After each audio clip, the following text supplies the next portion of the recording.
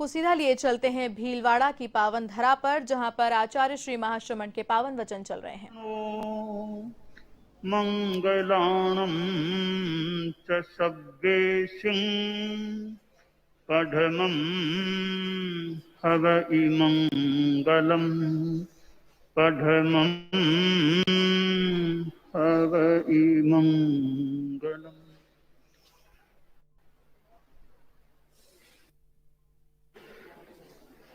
तीर्थंकर प्रभु महावीर को नमन। तेरापन धर्म संघ के आद्य प्रणेता, धर्म संघ के निर्माता परम पूज्य आचार्य श्री भिक्षु के श्री चरणों में वंदना। भिक्षु की गद्दी को पवित्र रखने वाले, शोभित करने वाले एकादशम अधिशास्ता परम पूज्य आचार्य श्री महाश्रमण जी के श्री चरणों में वंदना। मुख्य मुनि प्रवर, आज के दिन दीक्षित होने वाली साध्वी श्री कनक भाजी, वर्तमान की साध्वी प्रमुखासी जी, मुख्य नियोजिका जी, साध्वी वरिया जी, साधु साध्वी वृंद, समणी जी, बंधुओं एवं बहनों, आज हमारा जन्मदिन है। हमारा गणोयमहमेवास्मि अहमेव गणोस्त्ययम्। मैं गण हूं, गण मैं हूं, ये हमारा एकता का सूत्र है। इसलिए आज तेरा पंथ का जन्मदिन है, हमारा जन्मदिन है। तेरा पंथ स्थापना दिनरी आज स्वयं शुरुआत हुई। अरे पांचवें आरे चौथे आरे की सी बात हुई। आषाढ़ी पूनमरी संध्या बड़ी अबंध्या इतिहासी। ली सोत्साह सभी नव दीक्षा सुमरत अरहत अविनाशी। आचार्य भिक्षु ने आज के दिन तेरापन धर्म संघ की स्थापना की, या स्थापना हो गई। आज भीलवाड़ा की धरती पर आचार्य श्री महाश्रमण जी की सन्निधि में, साधु साध्वियों की उपस्थिति में यह कार्यक्रम तेरापंथ स्थापना दिवस के रूप में मनाया जा रहा है। संतों की ओर से गीत की प्रस्तुति के लिए यहाँ उपस्थित हो रहे हैं मुनि प्रसन्न कुमार जी स्वामी आदि संत।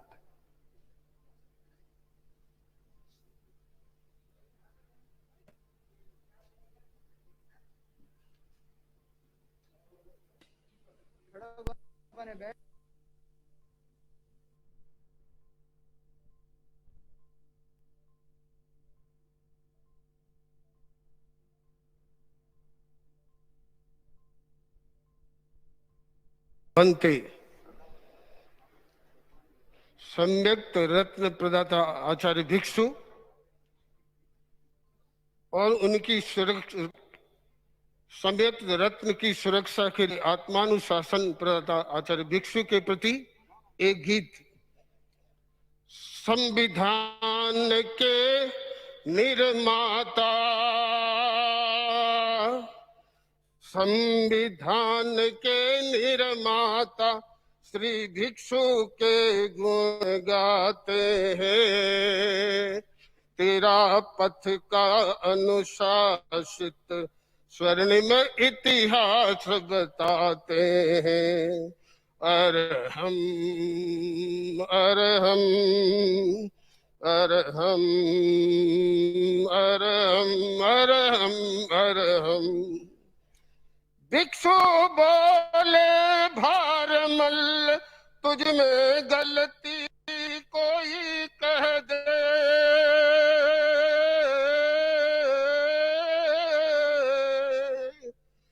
तेरा तेला तो पक्का है, चाहे कोई यूं ही कह दे।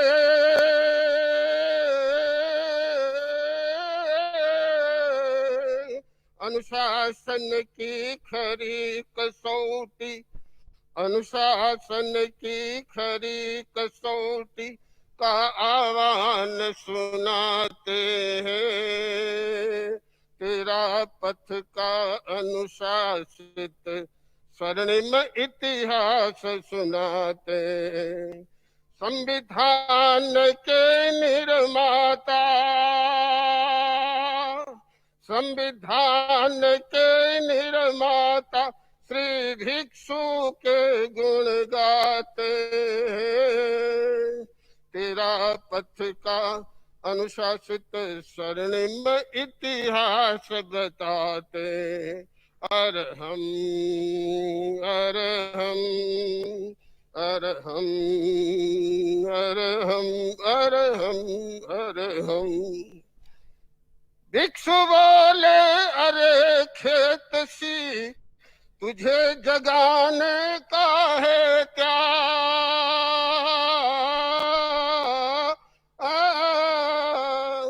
तत्क्षण बोले शिष्य खेत सी आज मुझे सोने का त्याग।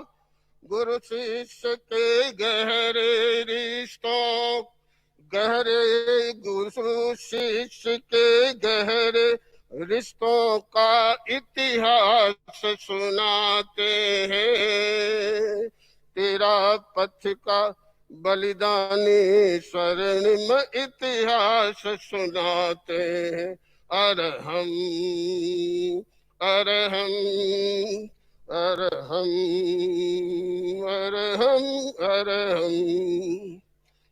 प्रथम बार दीक्षा लेने महिलाएं 3 हुई तैयार,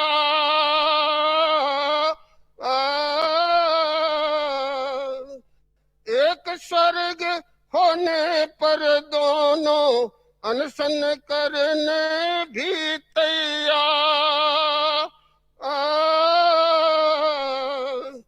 कड़ी चुनौती को स्वीकारा, कड़ी चुनौती को स्वीकारा, उनका गौरव गाते हैं। तेरा पथ का बलिदानी स्वर्णिम इतिहास सुनाते, अरहम अरहम अरहम अरहम अरहम अरहम।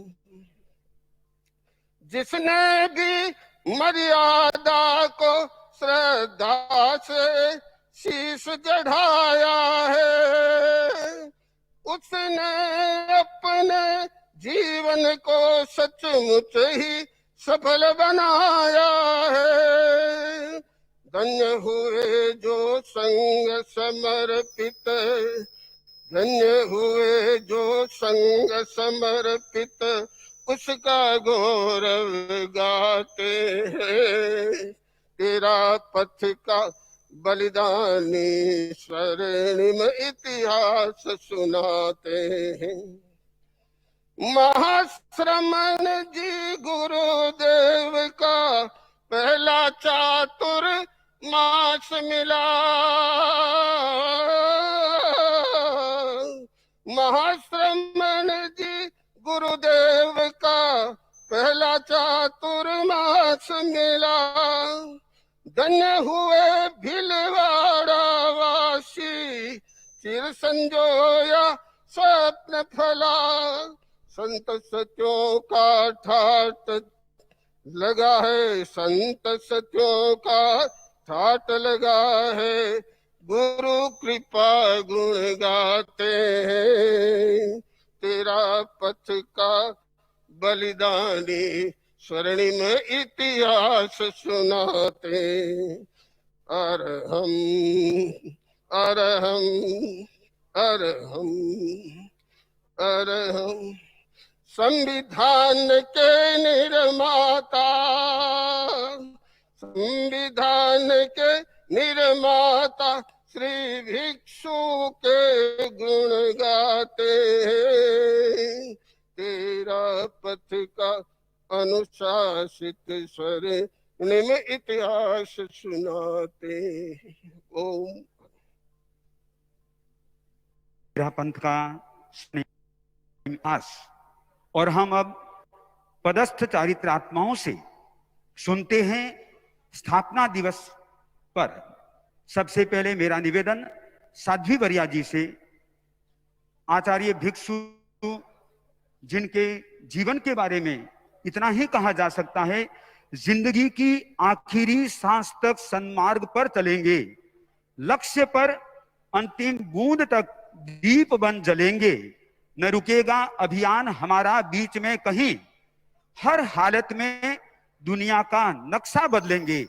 उन्होंने तेरापंथ धर्म संघ की स्थापना की, एक प्रकार का नक्शा बदलने का प्रयास किया। विचारों के साथ में साध्वी वरिया जी।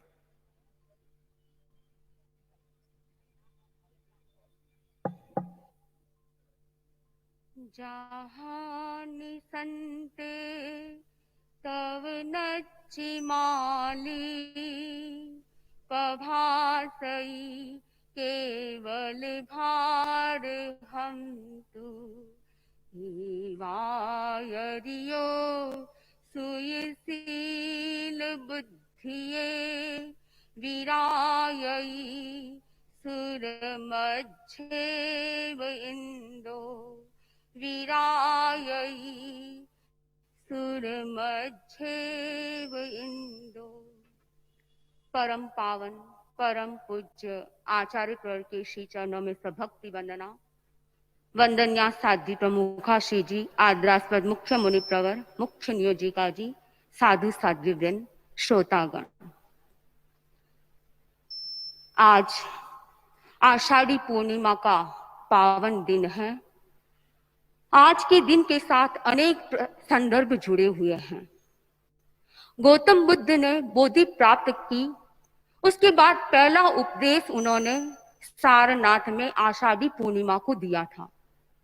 सनातन धर्म में माना जाता है कि वेद व्यास जी ने आषाढ़ शुक्ला पूर्णिमा के दिन वेदों को 4 भागों में बांटा था, और जैन धर्म में यह चतुर्मास प्रारंभ का दिन है। हमारे लिए आज तेरापंथ स्थापना दिवस है। आज आषाढ़ी पूर्णिमा का दिन गुरु पूर्णिमा के रूप में भी मनाया जाता है। गुरु का जीवन में अत्यंत महत्वपूर्ण स्थान है। कहा जाता है, जिसके जीवन में गुरु नहीं, उसका जीवन शुरू नहीं। गुरु जीवन है, प्राण है, प्राण है, और शिष्यों के जीवन के आधार होते हैं। गुरु के बिना वास्तव में दिशा नहीं मिलती है। मार्ग मिल भी जाए तो उस पर चलना नहीं जान सकता है। इसलिए गुरु पथ दर्शक होते हैं। संस्कृत साहित्य में 3 प्रकार के गुरु बताए गए हैं। लौकिकम वैदिकम वापि तथा आध्यात्मिकम में वचः आददित यतो ज्ञानम तम पूर्वमभिवादयेत्।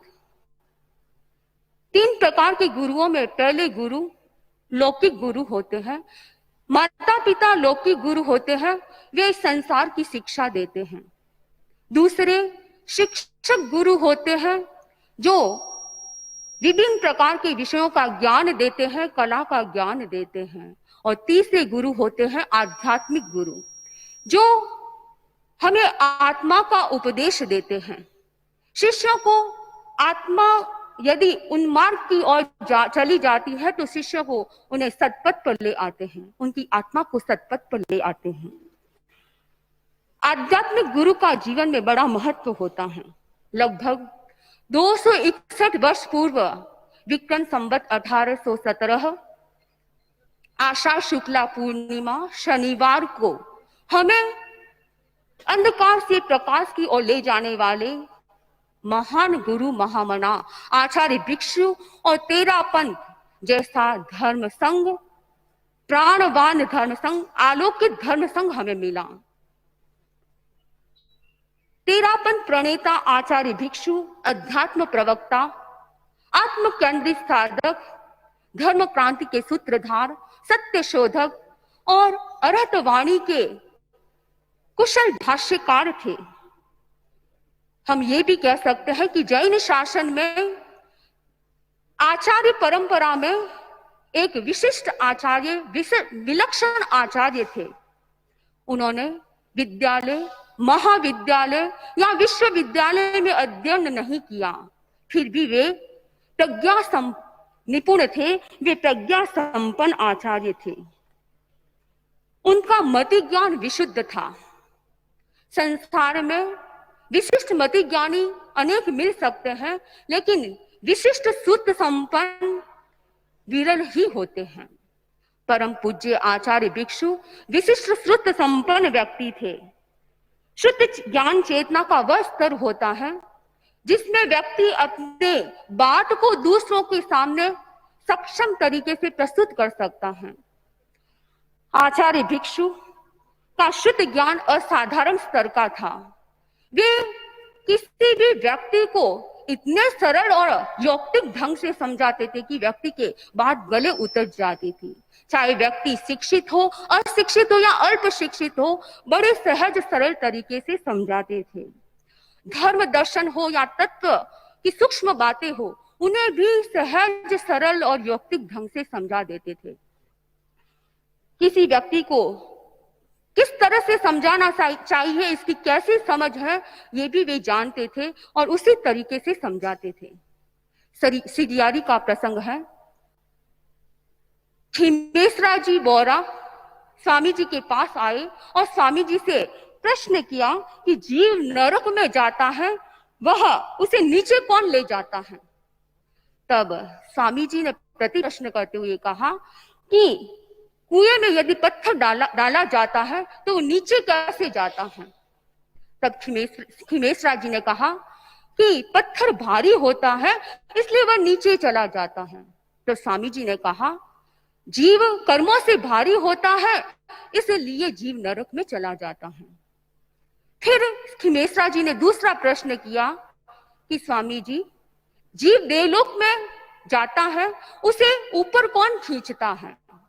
तो स्वामी जी ने उस बात को सुनकर प्रति प्रश्न किया कि तुम बताओ कि कोई तालाब या नदी आदि में लकड़ी का टुकड़ा डालता है तो वह ऊपर कैसे तैरता है।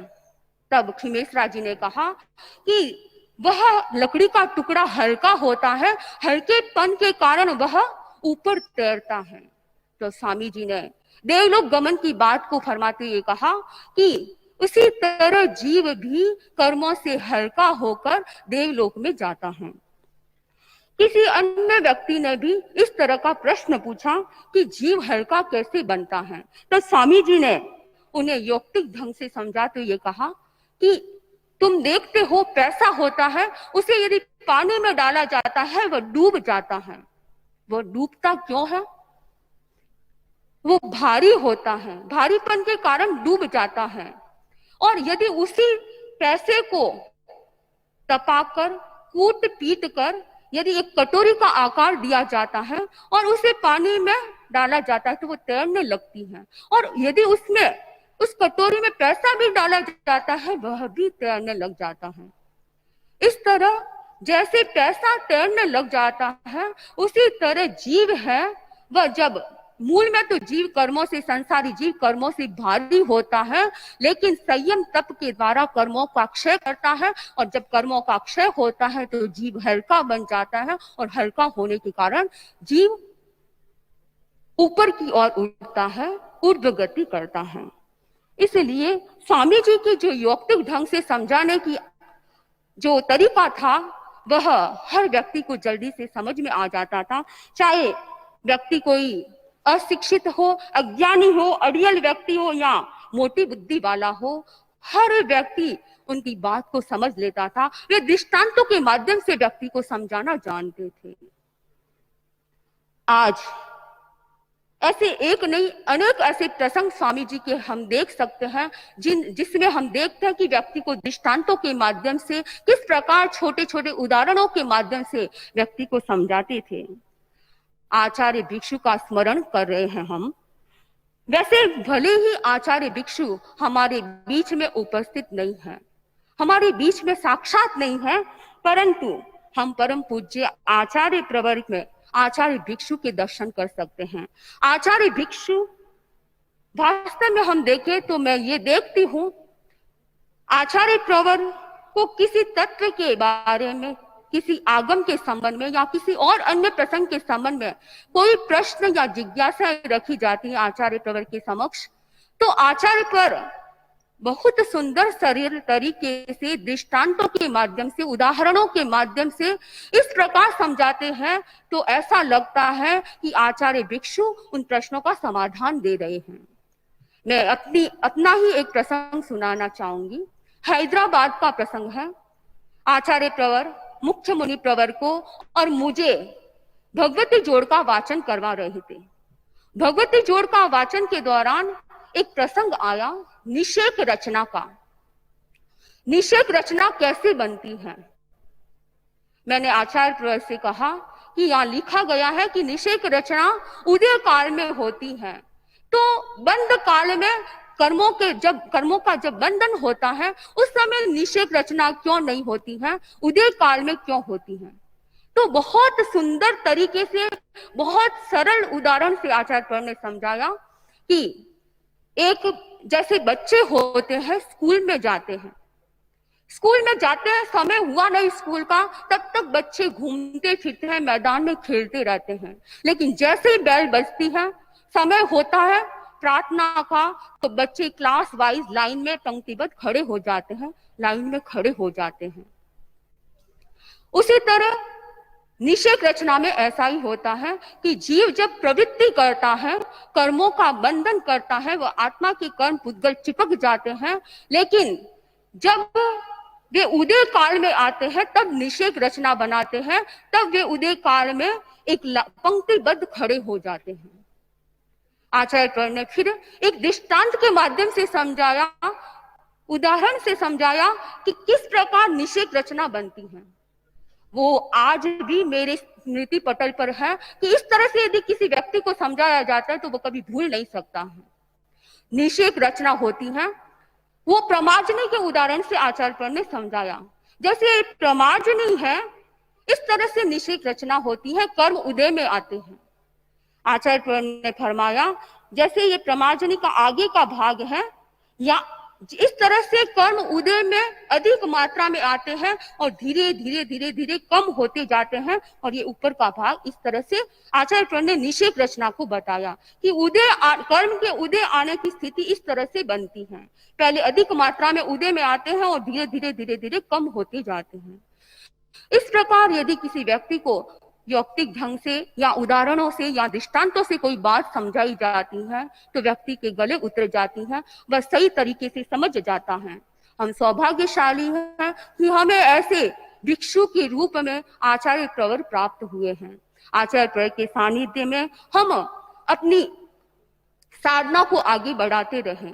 आचार्य प्रवर, आज आषाढ़ पूर्णिमा का दिन है, गुरु पूर्णिमा का दिन है, और आज के दिन मैं यही आशीर्वाद चाहती हूँ कि आचार्य प्रवर की वर्तमान भिक्षु के रूप में आचार्य प्रवर के पावन आभा वलय में मैं अपनी साधना को आलोकित करती हुई आगे बढ़ती रहूं। इन्हीं भावों के साथ ओम अर्पण।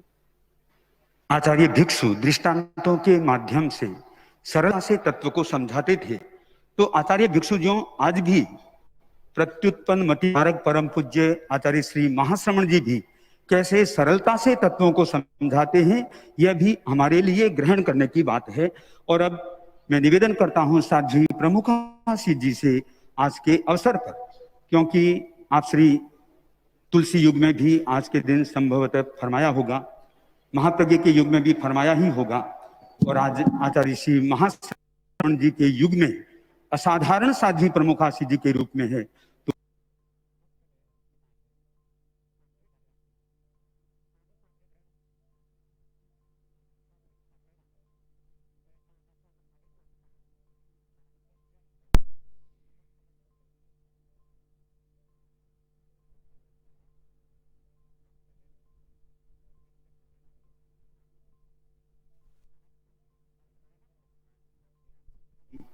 आज के अवसर पर हमें संबोध प्रदान कराएं। मंगल उद्बोधन।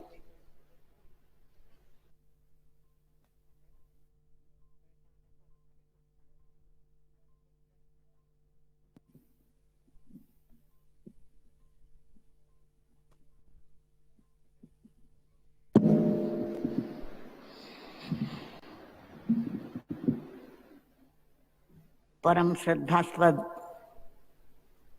आचार्य वर्ग के चरणों में वंदना।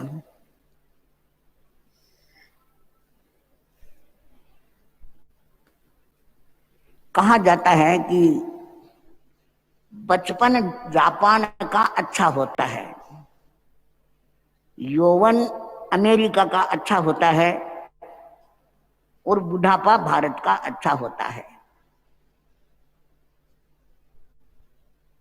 इनको अच्छा मानने का आधार बताते हुए कहा गया है,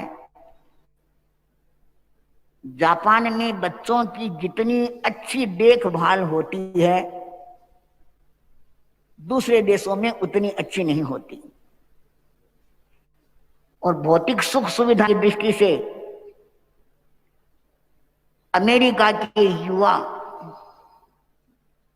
जितने भौतिकवादी होते हैं, जितनी सुख सुविधाएं भोगते हैं, शायद दूसरे देशों में उन्हें उतना भौतिक सुख उपलब्ध नहीं होता। और बुढ़ापे में परिवार के द्वारा सेवा का उपक्रम भारत में जैसा होता है, अन्य देशों में तो माता पिता को साथ रखने की स्थिति ही नहीं बनती। 3 देशों की अलग अलग परिस्थितियां, इन पर विचार करें तो मुझे ऐसा प्रतीत होता है तेरा पंथ में तीनों अच्छे होते हैं। बचपन में दीक्षित होने वाले हमारे सेक्स साधु साधनियां, बाल साधु साधनियां जानते हैं कि उनका कैसे लालन पालन होता है, यहाँ पर उनको कितना वात्सल्य मिलता है, उनकी कितनी सार संभाल होती है, कैसे उन्हें ज्ञान दर्शन और चारित्र की आराधना के क्षेत्र में आगे बढ़ाया जाता है। तो यहाँ गुरुदेव के चरणों में आने वाले बच्चे पूरी तरह से निश्चिंत हो जाते हैं।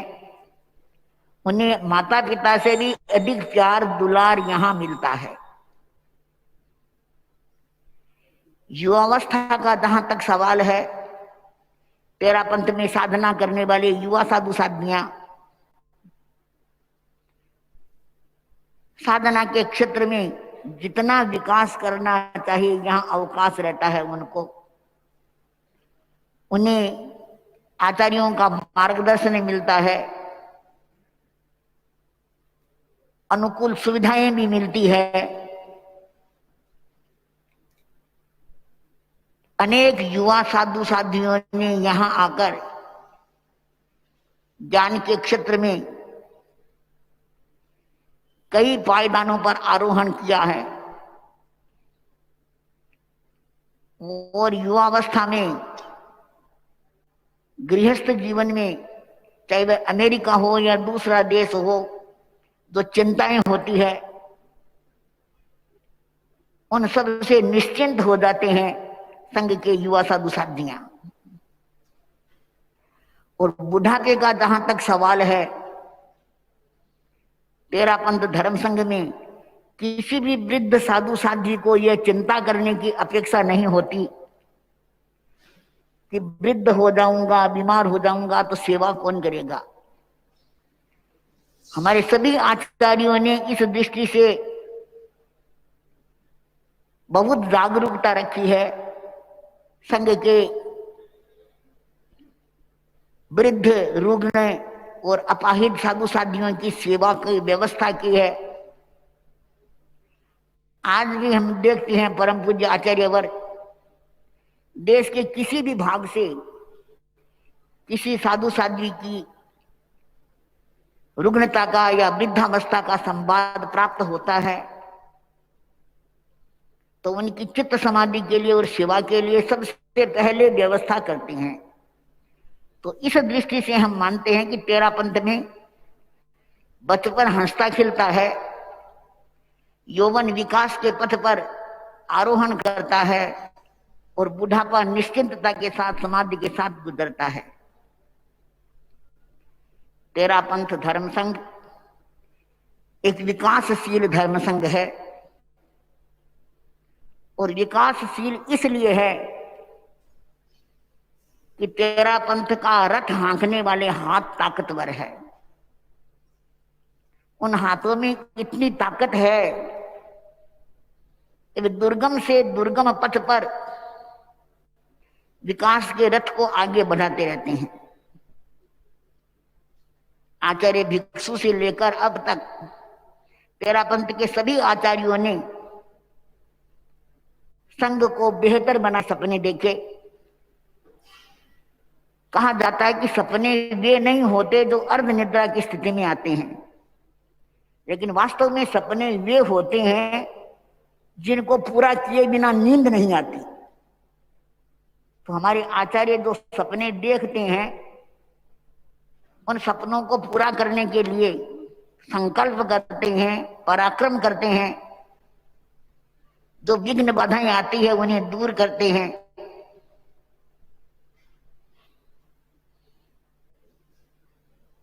आचार्य तुलसी ने अपने जीवन में बहुत सपने देखे। सन 1983 में अहमदाबाद में उनका प्रवास था, तो वहां उन्होंने एक सपना देखा। उस सपने का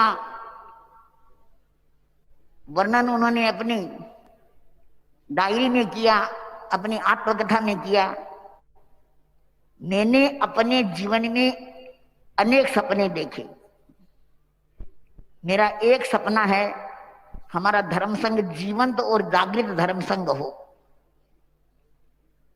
धर्म संघ को जीवंत और जागृत बनाए रखने के लिए धर्म को तेजस्वी और उज्ज्वल बनाना है। धर्म ग्रंथों और धर्म स्थानों में बंधा हुआ धर्म मुझे पसंद नहीं है।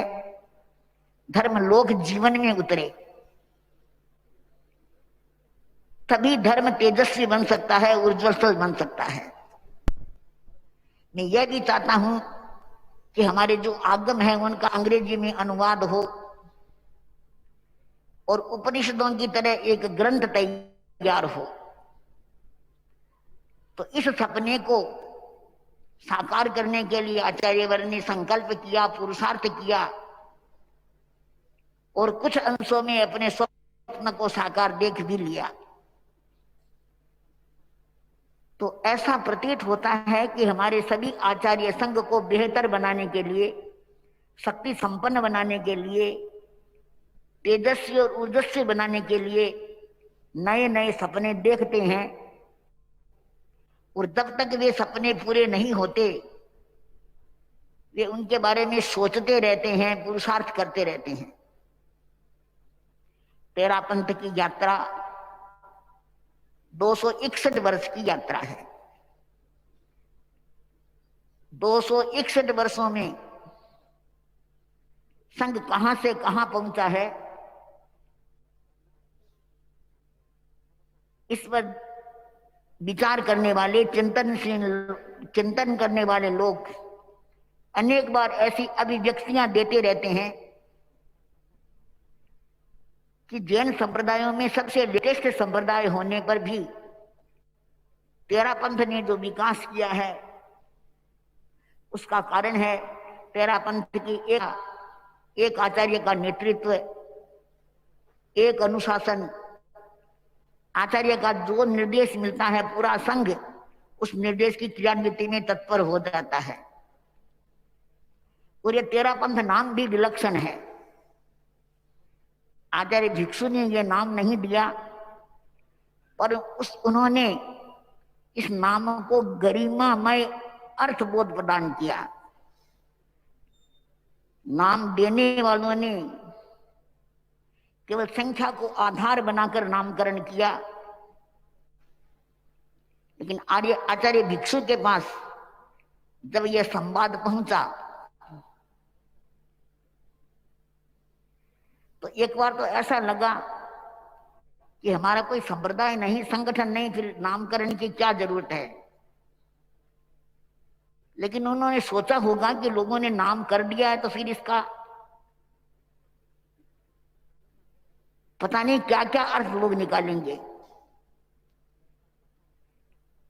तो उनके उत्पत्ति की बुद्धि में नया उन्मेष हुआ और उन्होंने कहा, हे प्रभु, ये तेरा पंथ। तो ये तेरा पंथ भगवान का पंथ, भगवान महावीर का पंथ, कितना उदात्त नाम है। दिल्ली की बात है, कॉन्स्टिट्यूशन क्लब में गुरुदेव श्री तुलसी का कार्यक्रम था। कार्यक्रम के बीच में लोगों ने जिज्ञासा की कि ये अनुव्रत क्या है, तेरा पंथ क्या है। तो गुरुदेव ने तेरा पंथ की व्याख्या की, तेरा पंथ के बारे में विस्तार से बताया। लोकसभा के उपाध्यक्ष श्री अनंत सेनम आयंगर, जो कि उस कार्यक्रम के आयोजक थे, वे आभार ज्ञापन के लिए खड़े हुए और एक तरह से नाचने लगे। उन्होंने कहा, तेरा पंथ, दाई पात। लेकिन मुझे लगता दाई पात नहीं, माई पात। तेरा पंथ तो मेरा पंथ है। तो तेरा पंथ क्योंकि भगवान का पथ है, इसलिए जो भी भगवान में आस्था रखते हैं, जो भी अध्यात्म में आस्था रखते हैं, उन सब का यह पथ हो सकता है। और जो लोग भी इस पथ पर चलेंगे वे अपनी मंजिल तक पहुंच जाएंगे। हम कहते हैं कि आचार्य भिक्षु तेरा पंथ के संस्थापक थे, लेकिन वास्तव में उन्होंने कोई स्थापना नहीं की, किसी संघ की स्थापना नहीं की। उन्होंने भाव दीक्षा स्वीकार की, अंधेरी ओरी में अध्यात्म का उजाला पाया, और वही दिन तेरा पंथ की स्थापना का दिन हो गया। वे आत्मार्थी महापुरुष थे। आचार्य श्री महाश्रमण जी बहुत बार फरमाते हैं कि आचार्य भिक्षु भावितात्म अनगार थे। जो भावितात्म अनगार होता है वह अपने जीवन में आने वाली सब परिस्थितियों को सहज भाव से लांघ कर आगे बढ़ जाता है। तो आचार्य भिक्षु का संघ बनाने का लक्ष्य नहीं था। संघ बन गया तो उन्होंने सोचा कि संघ बन गया तो इसे इतना मजबूत बनाना चाहिए कि कभी इस संघ पर आंच न आने पाए। तो उनकी साधना, उनकी तपस्या और उनका बुद्धि वैभव सबने मिलकर तेरा पंथ का इतना सुंदर संविधान बना दिया। इतने लंबे समय के बाद भी तेरा पंथ एक मजबूत नींव पर खड़ा है और आगे से आगे बढ़ रहा है, नई ऊंचाइयों को छू रहा है। कल आचार्यवर ने अपने प्रवचन में फरमाया था कि मंजिल हो, मार्ग हो, मार्गदर्शक और गति हो। तो हम इस बात को इस रूप में भी समझ सकते हैं कि आचार्य भिक्षु ने भी अपनी एक मंजिल तय की। उनके सामने एक लक्ष्य था कि मुझे आगम सम्मत साधुत्व की साधना करनी है। इस लक्ष्य को प्राप्त करने के लिए उन्होंने ज्ञान, दर्शन, चारित्र, तप की आराधना का पद स्वीकार किया और उनके मार्गदर्शक स्वयं भगवान महावीर थे। महावीर के प्रति, महावीर वाणी के प्रति उनकी जो आस्था थी वह अनिर्वचनीय आस्था थी। उस प्रगाढ़ आस्था के कारण ही वे अपने जीवन में आने वाली सब विषम परिस्थितियों को पार कर सके। उनका जीवन साधना, आराधना और जैन शासन की प्रभावना के लिए समर्पित था। यानी वे अपने आराध्य के प्रति और अपने लक्ष्य के प्रति पूरी तरह से समर्पित थे। और जहां समर्पण हो जाता है वहां व्यक्ति को जो आनंद मिलता है वह वही अनुभव कर सकता है। प्रसिद्ध दार्शनिक सुकरात समुद्र के किनारे टहल रहे थे। उन्होंने देखा कि एक बालक समुद्र के तट पर खड़ा है, रो रहा है। सुकरात उस बालक के पास पहुंचे, उसके सिर पर हाथ फेरा और आत्मीयता के साथ बोले, वत्स रो क्यों रहे हो, क्या बात है, तुम्हें क्या चाहिए? बालक बोला, उसके हाथ में एक कटोरा था। बालक ने कहा कि मैं इस समुद्र को अपने कटोरे में भरना चाहता हूं। मैं चाहता हूं कि यह समुद्र मेरे कटोरे में समा जाए, लेकिन यह समाता नहीं है, इसलिए मुझे रोना आ रहा है। तो बालक की बात सुनकर सुकरात की आंखों में भी आंसू आ गए। तो बालक ने पूछा कि आपके हाथ में तो कोई कटोरा नहीं है, आप क्यों रो रहे हैं? तो सुकरात ने कहा कि देखो, तुम्हारी और मेरी एक गति है। तुम चाहते हो कि मेरे कटोरे में समुद्र समा जाए, और मैं भी अब तक यही सोचता रहा कि मेरी बुद्धि में विश्व का समग्र ज्ञान समा जाए। लेकिन जैसे तुम्हारे कटोरे में समुद्र नहीं समाता, तो आज मुझे समझ में आया कि वैसे ही मेरी बुद्धि में पूरा ज्ञान नहीं समा सकता। तो मुझे तुमसे सीख मिली है।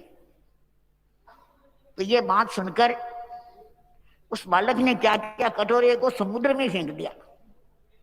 सुकरात ने पूछा कि तुमने कटोरे को फेंका क्यों?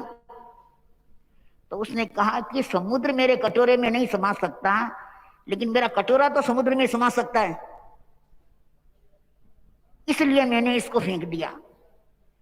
तो कहते हैं कि सुकरात ने इस बालक के पैर पकड़ लिए और सुकरात बोले कि तुम तो मेरे गुरु बन गए। मैं भगवान को खोज रहा था, सोच रहा था कि भगवान मुझ में समा जाए,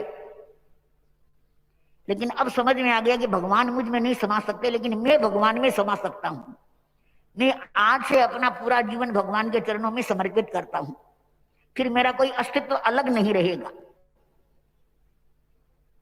तो मूल बात है कि जहां अपने लक्ष्य के प्रति, अपने आराध्य के प्रति गहरा समर्पण होता है, तो व्यक्ति निश्चित रूप से एक दिन अपने लक्ष्य के प्रति पहुंच जाता है। तो तेरा पंथ की लगभग 2.5 शताब्दियां हमारे सामने है। पहली शताब्दी में तेरा पंथ के सामने, आचार्य भिक्षु के सामने कोई पगडंडी भी नहीं थी। कांटे थे, भाटे थे, पता नहीं क्या क्या थे उस पथ में। तो आचार्य भिक्षु चले, निर्भयता से चले, कांटों को बुहारते गए, भाटों को अलग करते गए और पथ बन गया। दूसरी शताब्दी में वह पथ जो कि उबड़ खाबड़ था, समतल हो गया, चलने में सुविधादायक बन गया। आचार्य भिक्षु ने जो मर्यादाएं बनाई, जो संविधान लिखा, उसको व्यवहारिक रूप देने के लिए जयाचार्य ने बहुत काम किया। ऐसा मानना चाहिए कि दूसरी शताब्दी में तेरा पंथ के सामने पथ पूरी तरह से प्रशस्त हो गया, और आज तीसरी शताब्दी में हम देख रहे हैं कि वह पथ एक महापथ बन गया। आजकल हम बिहार करते हैं, यात्रा करते हैं, तो सड़कों को बहुत चौड़ा किया जाता है, इतनी चौड़ी चौड़ी सड़कें। तो मुझे भी ऐसा ही प्रतीत होता है कि तेरा पंथ का यह राजपथ भी इतना चौड़ा हो गया है, अब इस पथ पर कोई भी चले उसे कोई दिक्कत नहीं होगी, तो आसानी से अपनी मंजिल तक, अपने गंतव्य तक पहुंच सकता है। तो जिस प्रकार आचार्य भिक्षु ने तेरापन धर्म संघ को मजबूत बनाने के लिए जो कुछ सोचा, जो कुछ किया, तो हमारी पूरी आचार्य परंपरा के आचार्य रूप में करते रहे हैं। वर्तमान में हम आचार्य श्री महाश्रवण जी के नेतृत्व में इतने सैकड़ों सैकड़ों साधु साधियां अपनी साधना कर रहे हैं। लाखों लाखों श्रावक लोग उनसे आध्यात्मिक पथ दर्शन प्राप्त करते हैं। इतना ही नहीं, जैन जैनेतर करोड़ों लोगों को आचार्यवर का मार्गदर्शन मिल रहा है। तो आज के तेरापंथ स्थापना दिवस के अवसर पर हम यह कामना करते हैं कि आचार्यवर के इस सक्षम नेतृत्व में इसी प्रकार हमारी साधना आगे बढ़ती जाए और हम धर्म संघ की सेवा करते रहें।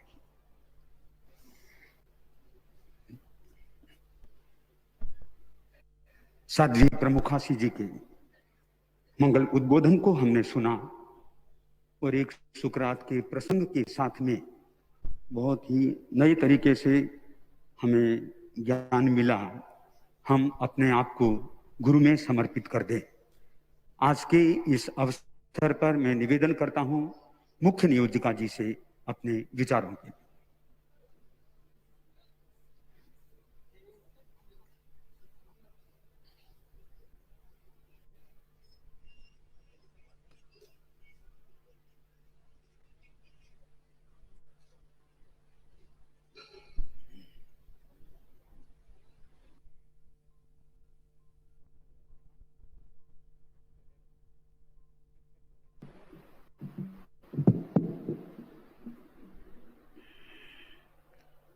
प्रज्ञा प्रजागृतिं नीता चेतो विनिर्मलीकृतं नमोस्तु गुरुवे तस्मै अभिन्नाय ममात्मने। भंते, मैं अपनी बात परम पूज्य आचार्य महाप्रज्ञ की एक कविता की कुछ पंक्तियों के माध्यम से करना चाहूंगी। आचार्य महाप्रज्ञ जी ने अपनी कविता में लिखा है, मत प्रलय की बात सोचो तिमिर में आलोक भर दो। मत प्रलय की बात सोचो तिमिर में आलोक भर दो। तिमिर को तुम मत हटाओ तिमिर को आलोक कर दो। तिमिर को तुम मत हटाओ तिमिर को आलोक कर दो। आचार्य भिक्षु ने तिमिर को आलोक में बदलने का प्रयास किया और अपने प्रयास में उन्होंने सफलता भी प्राप्त की। तिमिर में आलोक वही व्यक्ति भर सकता है जिस व्यक्ति के पास में आस्था का बल होता है। आचार्य भिक्षु के पास में आस्था का बल था। उनकी साधना का उद्देश्य था आत्मा का उन्नयन। मुझे मेरी आत्मा का विकास करना है और उनकी साधना का लक्ष्य था जिन वाणी, यानी जिन वाणी के आधार पर वे आगे बढ़ते रहे, चढ़ते रहे। अनेक प्रकार की कठिनाइयां उनके सामने आई, अनेक प्रकार की समस्याएं उनके सामने आई, अनेक प्रकार के आरोप लोग उनके बारे में लगाते थे।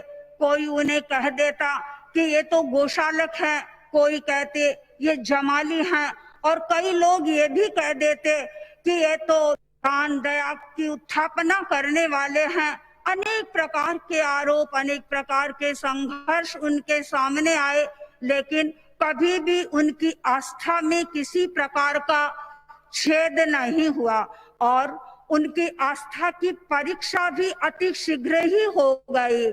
जब वे मुनि अवस्था में थे, पूज्य रघुनाथ जी के साथ में थे, राजनगर का प्रसंग आया। आचार्य रघुनाथ जी ने भिकन जी को राजनगर भेज दिया और उनके सामने एक विकट परिस्थिति थी।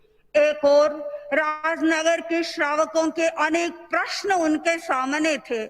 उनके स्वयं के मन में, चूंकि वे आगम का अध्ययन कर रहे थे, अनेक प्रकार की जिज्ञासाएं पैदा हो रही थी।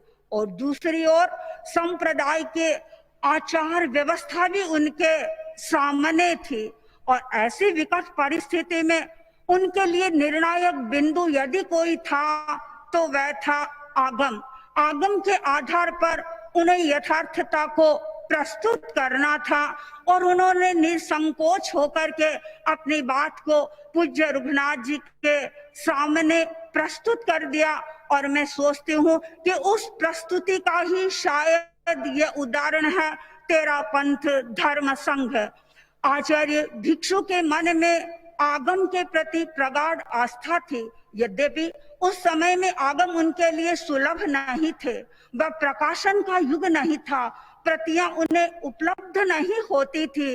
उसके कहते हैं एक भगवती की प्रति प्राप्त करने के लिए भी उनको कितना श्रम करना पड़ा था, लेकिन उनके मन में आगमों के प्रति अटूट आस्था थी और वही आस्था हम उत्तरवर्ती आचार्यों में देख रहे हैं। किस प्रकार आगम के इस कार्य को जयाचार्य ने आगे बढ़ाया। परम पूज्य गणाधिपति गुरुदेव श्री तुलसी और आचार्य महाप्रज्ञ जी ने आगम के उस गहन समंदर में डुबकी लगाई और वर्तमान में भी हम परम पूज्य आचार्य वर्ग को देख रहे हैं। आगम के प्रति हम सब के भीतर में श्रद्धा पैदा कर रहे हैं और श्रद्धा ही नहीं हमें प्रेरित कर रहे हैं इस पथ पर आगे बढ़ने के लिए, स्वयं कंठस्थ करने की प्रेरणा देते हैं। और उसके साथ साथ में विशेष रूप से आचार्य वर्ग कई बार फरमाते हैं कि हमारे साधु और साधियों को जब आगमों का कल्प आ जाता है तो एक बार उन्हें 32 का अवश्य पारायण कर लेना चाहिए। और उसके साथ साथ में कई बार ये भी फरमाते हैं कि जो व्यक्ति एक बार 32 का पारायण कर लेता है वह अपने एक भाव को कम कर लेता है। यानी आचार्य वर्ग भी हमारे भीतर आगम के प्रति आस्था पैदा कर रहे हैं। चूंकि आचार्य भिक्षु ने ऐसे बीजों का वपन किया था और वो बीज आज बरगद बन करके हम उस बीज को बरगद बने हुए हम अपनी आंखों के सामने देख रहे हैं। तिमिर को आलोक वह व्यक्ति बना सकता है जिसके पास में प्रतिभा का बल होता है। आचार्य भिक्षु के पास में प्रतिभा का बल था, नैसर्गिक प्रतिभा थी। उनका अपना प्रश्नों का उत्तर देने का अलग अंदाज था। अनेक प्रकार के लोग उनके सामने आते थे और अनेक प्रकार की जिज्ञासाएं उनके सामने प्रस्तुत करते थे, लेकिन वे हर जिज्ञासा का सटीक समाधान देते थे और वो उसको अच्छी तरह से समझा देते थे। वे उसको उस बात को गले भी उतार देते थे, चाहे कैसा ही प्रश्न उनके सामने आए। वे कभी भी इरिटेटेड नहीं होते थे, कभी भी वे झुंझलाते नहीं थे और शांत भाव से हर जिज्ञासा का वे समाधान कर देते थे। एक बार चोथमल जी बोहरा पाली में रहते थे और उनके कपड़े की दुकान थी। स्वामी जी ने पाली में चातुर्मास किया, चातुर्मास संपन्न हो गया और चातुर्मास के संपन्न होने के बाद स्वामी जी उस दुकान पर पधारे। चोथमल जी ने कपड़ा लेने के लिए आग्रह किया तो स्वामी जी ने 2 थान बास्ती के जांच लिए। स्वामी जी को उसने 2 थान तो दे दिए, लेकिन दान देने के बाद प्रश्न किया कि स्वामी जी मैं आपको ये 2 थान तो दे रहा हूं, पर इससे मुझे शुभ फल होगा या अशुभ फल होगा। स्वामी जी ने उसकी बात को सुन लिया और सुन करके कहा, तुम बताओ, कोई व्यक्ति मिश्री की डली को यदि विष समझ करके अपने मुख में रखता है तो उसमें उस मुख में कैसा स्वाद आएगा। चोथमल जी ने कहा, यदि मिश्री मुंह में रखी है तो मिश्री का स्वाद तो मीठा ही होगा।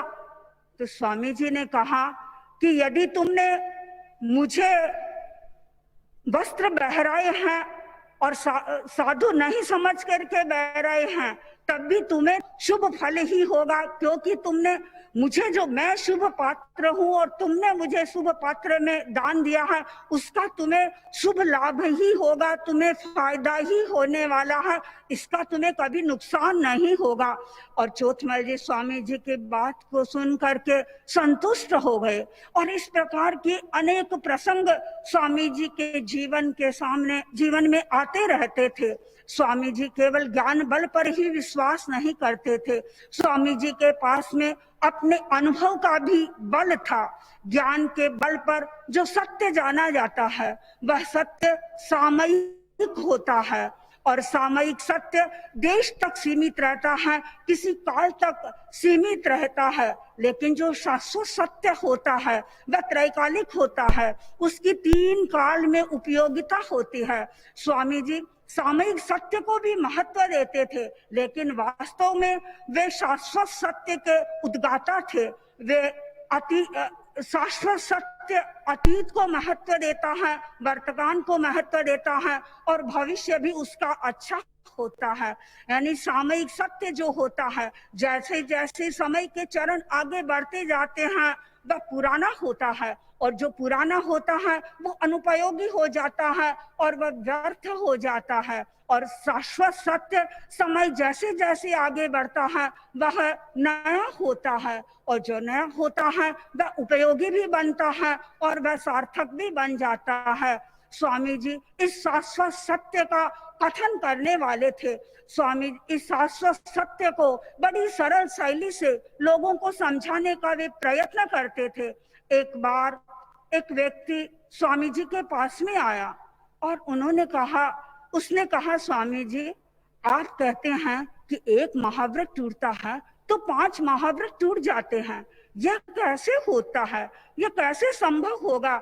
एक व्यक्ति यदि असत्य बोलता है तो यह बात तो सही है कि उसका असत्य महाव्रत खंडित होगा, उसका असत्य महाव्रत टूट जाएगा, लेकिन उसका अहिंसा का महाव्रत कैसे टूटेगा? अचौर्य महाव्रत उसका कैसे टूटेगा? और कैसे ब्रह्मचर्य और अपरिग्रह का उसका महाव्रत टूटेगा? स्वामी जी ने उस व्यक्ति को समझाते हुए एक बहुत सुंदर प्रसंग बताया, बहुत सुंदर दृष्टांत दिया। स्वामी जी ने उससे कहा, देखो एक बाई रोटी बना रही है, पराती में आटा रखा हुआ है, एक रोटी उसकी सिक गई है, चूल्हे के पास में बाहर पड़ी हुई है, दूसरी रोटी तवे पर सिक रही है, तीसरी रोटी उसके हाथ में है, चौथी रोटी का आटा उसके परात में पड़ा हुआ है और 5वीं रोटी अंगारे पर सिक रही है। एक कुत्ता आया और कुत्ता जो परात में आटा था उस परात के आटे को लेकर के दौड़ गया और वह बाई उसके पीछे पीछे दौड़ी और दौड़ करके वो जो परात का आटा था उस परात के आटे को लेने का प्रयत्न करने लगी, किंतु वह ले नहीं सकी और उसके हाथ में जो आटा था वह भी नीचे गिर गया। उधर थोड़ी उसी समय एक बिल्ली आई और बिल्ली भी वो सिकी हुई रोटी को लेकर के चली गई और इतने में तवे पर भी रोटी और अंगारे की रोटी तो जल भुन करके राख हो गई। एक रोटी गई, सारी रोटियां चली गई। और इसी प्रकार एक महाव्रत गया, सब महाव्रत चले जाते हैं। तो इस प्रकार शाश्वत सत्य को भी वे बड़ी सरल भाषा में समझा देते थे, और जो व्यक्ति शाश्वत सत्य को सरल भाषा में समझा देता है, लोगों के गले उतारता है, वह व्यक्ति वास्तव में तिमिर को आलोक में बदलने का प्रयत्न करता है। आज तेरा पंथ स्थापना दिवस है। हमें एक गुरु की प्राप्ति हुई थी आज के दिन, और हम सौभाग्यशाली हैं कि आज के दिन ही 61 वर्ष पूर्व तेरा पंथ धर्म संघ के इतिहास में एक नए पृष्ठ की शुरुआत हुई थी, और उसमें श्रद्धेय महाश्रमणी साध्वी प्रमुखा श्री जी ने संयम जीवन को स्वीकार किया था। मैं आज के इस अवसर पर मंगल कामना करती हूँ कि साध्वी प्रमुखा श्री जी चिरायु बने, दीर्घायु बने, स्वस्थ बने और हम धर्म संघ की लंबे समय तक सेवा करते रहें। ओम हरि। अब मेरा निवेदन है मुख्य मुनि प्रवर से आज के स्थापना दिवस पर अपने सारगर्भित विचारों की प्रस्तुति के लिए। तेरा पंथ एक द्वीप जो महाद्वीप बनकर भव्य जनों को त्राण दे रहा है। तेरा पंथ एक दीप जो महादीप बनकर घट घट को प्रकाशित कर रहा है। तेरा पंथ एक वृक्ष जो कल्प वृक्ष के रूप में जन जन को शीतल छाया दे रहा है, फल दे रहा है। और तेरा पंथ एक पंथ जिस पंथ महापंथ पर चलकर भव्य प्राणी मंजिल को प्राप्त कर रहे हैं। ऐसे तेरा पंथ का स्थापना दिवस विचारों की प्रस्तुति के लिए मुख्य मुनि प्रवर। लज्जा दया संजम ब्रह्मचेरम कल्याण भागी विसोहिथाणम जे में गुरु सयय मनुशासयन्ति ते हम गुरु सययं पूजयामि ते हम गुरु सययं पूजयामि ते हम गुरु सययं पूजयामि।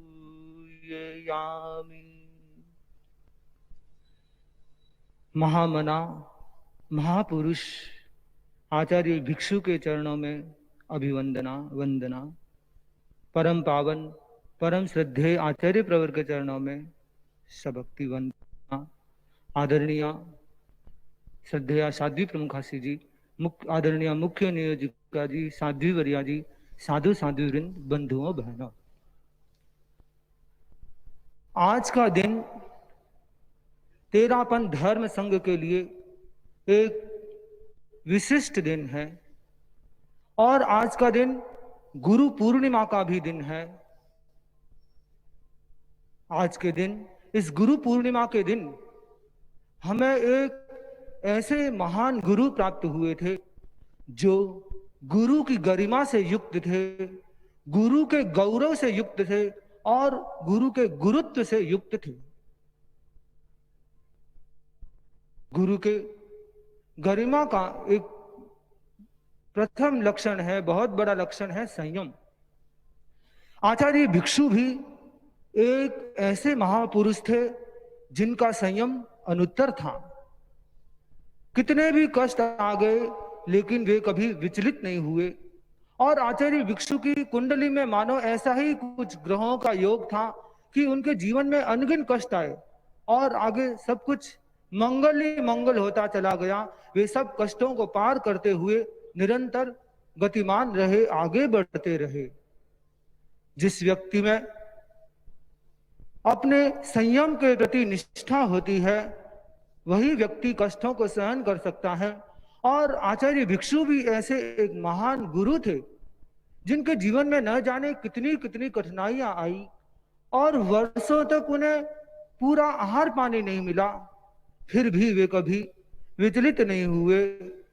कोई सामान्य व्यक्ति, गरीबी की रेखा के नीचे व्यक्ति होते हैं, उनको खाना पूरा नहीं मिलता है, वे भी सहन करते हैं, किंतु आचार्य भिक्षु ऐसे महान साधक थे कि उन्हें सब कुछ सुविधाएं, सुख सुविधाएं मिल सकती थी, किंतु उन्होंने सारी सुविधाओं का त्याग करके अपने संयम के लिए कष्टों को भी स्वीकार कर लिया। वे कभी विचलित नहीं हुए। तो आचार्य भिक्षु सचमुच में उस गुरु की गुरुता के गुण के जो प्रथम गुण है संयम, उससे वे संपन्न थे। गुरु की गुरुता का दूसरा महत्वपूर्ण लक्षण है तितिक्षा, सहन करने की शक्ति। दुनिया में बहुत शक्तियों का उल्लेख होता है किंतु सबसे बड़ी शक्ति है सहन करने की शक्ति, सहिष्णुता की शक्ति। वास्तव में गुरु भी वही बन सकता है जिसमें सहिष्णुता की शक्ति हो। परम पूज्य गुरुदेव तुलसी ने मघवा शताब्दी के क्रम में प्रवचनों के दौरान अपने गुरु की गुरुत्व का उल्लेख करते हुए फरमाया था कि मैं तेरापन धर्म संघ का संचालन कर रहा हूं। मेरा गुरुदेव ने फरमाया कि मेरा चिंतन है कि उसके लिए गुरुता के लिए 3 गुणों की आवश्यकता है: समता का विकास, क्षमता का विकास और ममता का विकास। जिस व्यक्ति में क्षमता का विकास हो जाता है, सहनशीलता की शक्ति का विकास होता है, वही व्यक्ति स्वयं आगे बढ़ सकता है, दूसरों को भी पार लगा सकता है। इसीलिए गुरु का, आचार्य का एक विशेषण है नैर्यात्रिक, अर्थात पार लगाने वाला। उसे दूसरे शब्दों में कहें तो मारवाड़ का धोरी बैल। धोरी बैल, मारवाड़ का जो बैल होता है वो बहुत ताकतवर और शक्ति संपन्न होता है। वो जिस भार को उठा लेता है उसको पार पहुंचाता है। वैसे ही आचार्य भिक्षु भी सचमुच उस मरुधर के धोरी बैल थे, नई यात्रिक थे। उन्होंने ऐसी नौका तैयार की जो उन्होंने जिसपे बैठ के स्वयं को भी जीवन का उद्धार किया, और आज वह नौका हम सबको पार लगाने के लिए, आगे बढ़ाने के लिए, मोक्ष की ओर गतिशील करने के लिए काम आ रही है। गुरु की गरिमा की तीसरी महत्वपूर्ण विशेषता है सत्य के प्रति समर्पण। आचार्य भिक्षु के लिए एकमात्र सत्य ही सब कुछ था।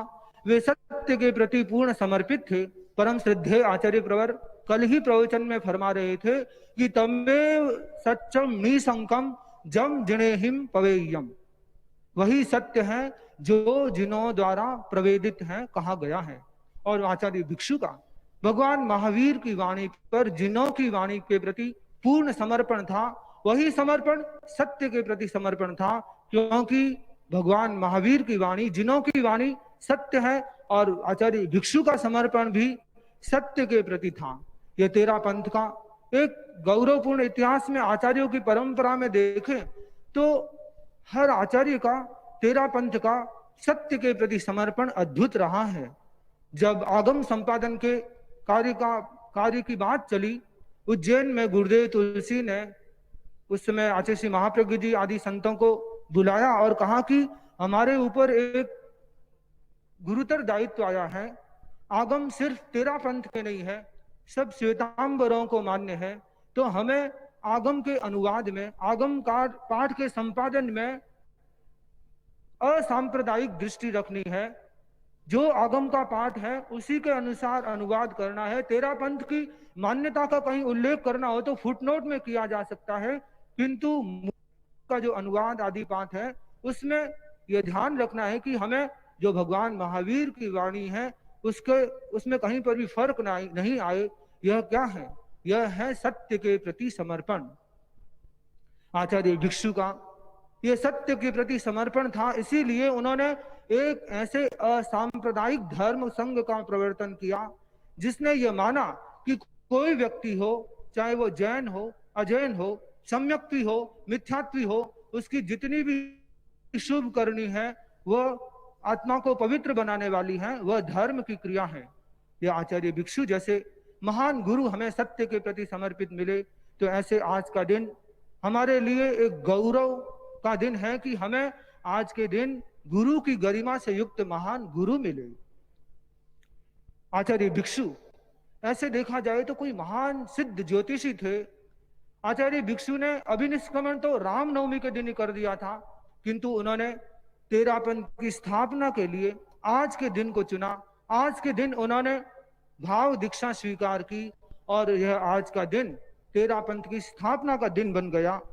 और अनेक ज्योतिषियों ने तो तेरापंथ की कुंडली देख करके यह उद्घोषणा की कि इसके ग्रह नक्षत्र इतने अच्छे हैं कि 2000 वर्षों तक भी इस धर्म संघ का कोई बाल बांका नहीं कर सकता। ऐसे महान धर्म संघ को स्थापित करने वाले, अनुशासित धर्म संघ को स्थापित करने वाले आचार्य भिक्षु स्वयं आत्मानुशासित थे, इसीलिए यह धर्म संघ आगे बढ़ चला। दो शब्द है, डूइंग और बीइंग। डूइंग अर्थात करना, बीइंग अर्थात हो जाना। और तेरापंथ के विषय में हम कह सकते हैं बीइंग हो गया। आचार्य भिक्षु ने स्वयं इतनी उत्कृष्ट साधना की, इसलिए उसके फलित के रूप में यह तेरापंथ अवतरित हो गया। गुरुदेव तुलसी ने गीत में बात को बहुत सुंदर लिखा है। पंथ चलाणो लक्ष्य नहीं हो, चला चरण बस पंथ बण्यो। क्यों जाने किण पुल में दीपा माल बेलो पुत्र जण्यो। बचपन स्यू बूढ़ापे ताई, रयो सुरंगो बण्यो ठण्यो। ढिगला ढिगला रतन निकाल्या, नहीं निरर्थक पाड़ खण्यो। शासन मैं अनुशासन थाप्यो मानदंड शू जायन माप्यो व्याप्यो जन जन रे मन मन में मोहन गारो लागे महान श्रियारी रो संत प्यारो प्यारो लागे मान श्रियारी रो संत प्यारो प्यारो लागे। जाओ अंदर जाओ।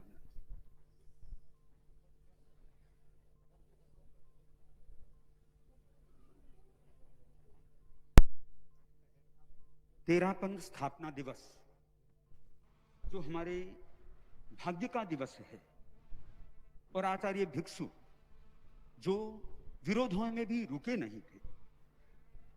कवि की वे पंक्तियां, जब दुनिया विरोध में है तो तुम उसकी तरफ पीठ कर लो, फिर दुनिया तुम्हारे पीछे होगी। स्वयं आचार्य भिक्षु के जीवन में भी ऐसा ही हुआ। जब यह कहा गया तेरे पीछे लोग लगा दूंगा, आचार्य भिक्षु ने इसको सहर्ष स्वीकार कर लिया और अच्छे रूप में स्वीकार कर लिया। उन्होंने कहा कि मैं तो यही चाहता हूं, लोग मेरी बात को सुनेंगे और क्या चाहिए। ये आचार्य भिक्षु का जो सम्यक दृष्टिकोण था, इसी दृष्टिकोण ने उनको एक महापुरुष बना लिया। आचार्य भिक्षु जिन्होंने हम पर उपकार किया। आज स्थापना दिवस केलवा में हुआ था, पर केलवा को प्रतीक रूप में मान करके भीलवाड़ा को ही, क्योंकि जहां पर आचार्य प्रवर की उपस्थिति होती है ही एक दृष्टि से केलवा बन जाता है। आज भीलवाड़ा भी केलवा बना हुआ है। यहाँ पर यह 13वां स्थापना दिवस है और यहाँ भीलवाड़ा वासियों के लिए एक महत्वपूर्ण इसलिए हो जाता है कि यहाँ यह पहली बार 13 पंथ के आचार्यों का चतुर्मास हो रहा है और यह पहली बार गुरु पूर्णिमा आई है और चातुर्मास कल लग गया। आज से पूर्णिमा और एकम चालू हो गई और प्रातः मुख्य नियोजिका जी का भी उपदेश हो सकेगा गुरुदेव से मंगल प्रवचन से पहले। तो आज भी एकम थी और हम तो चलिए अब आपको सीधा लिए चलते हैं पूरी